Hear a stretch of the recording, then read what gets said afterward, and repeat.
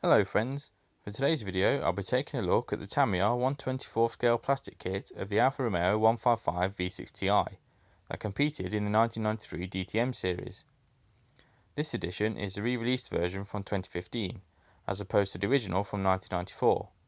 The key difference here being that because of licensing, the Michelin and Shell logos are missing from the kit, including on the box. Having had this kit since its re-release, I have in the past opened a couple of bags to preempt starting to build it. However, other than that, it remains unstarted and as it left the factory. So on opening the box, the eagle-eyed amongst you will probably spot this small decal sheet. This is an aftermarket set from MSM Creation, and it provides the missing sponsor logos for this 2015 Alpha Course boxing. Further sheets are available for the other re-release versions, and having used MSM Creation previously, their decals are of good quality.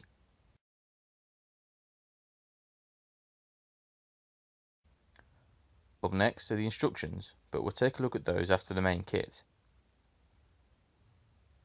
Obviously the best part of the kit is the body shell, and it is a great replication of the DTM 155's lines and contours. The moulding is as crisp as it ever was, considering this kit was produced from a 20-year-old tooling. In this bag are the tyres, as well as the polycaps and axle pins for attaching the wheels. These pins feature a nut at the end to simulate the centre-lock wheels of the real car. A great idea to have this separate from the wheel, as it will aid painting greatly. Now we have the first sprue, this one being moulded in black plastic. The majority of the parts that are on this sprue are carbon fibre on the real car, so moulding in black makes sense if you remember that models were targeted towards children until maybe the last 20 or 30 years or so ago, when kits started becoming more detailed and including extras the younger builders would struggle with. So with that in mind, what will become clear is that the parts contained on each sprue and the colour of the plastic are such that a young builder can still build a reasonably accurate model without the need or want for painting it.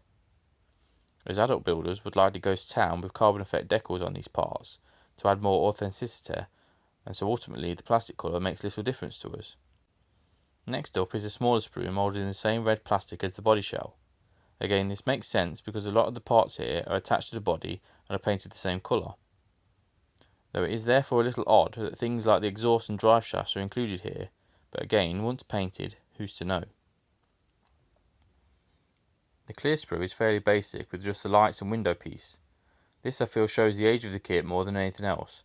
A modern kit will have all the windows moulded separately.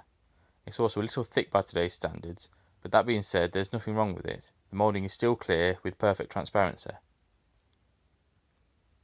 The last sprue is moulded in a silvery grey plastic that was notorious for its visible flow lines, as can easily be seen here on the interior side panels. Everything on this sprue is again included here because on the real cars they are similar in colour, either being plain metal or painted as such like the interior was. A quick anecdote, a Bath who built these cars painted all their interiors in a silvery grey colour. This is true for all the 80s to early 90s Lancia rally cars, as well as the 90s to early 2000s Alfa Romeo touring cars, all of which were developed and built by a Bath.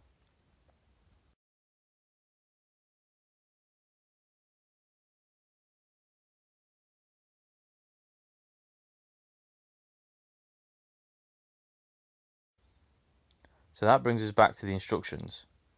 Typical Tamiya here with a pic of the model and a brief history of the car in multiple languages on the front. Inside I've placed the decals for safety. These 2015 ones are printed by Cartograph, whereas the originals I believe just stated printed in Japan. Being Cartograph, at least modern Cartograph that is, the quality should be excellent.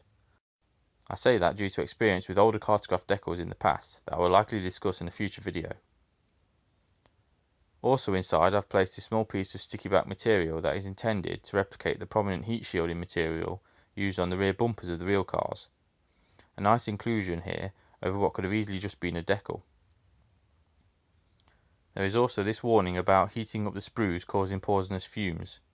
This is always included in any Tamiya kit that asks you to heat sprue and stretch it to make the aerials, so be careful.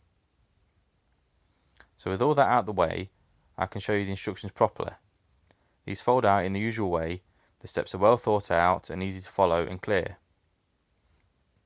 The paint annotations are easy to spot and understand. I personally still hold Tamiya as the benchmark with regard to instruction design and layout.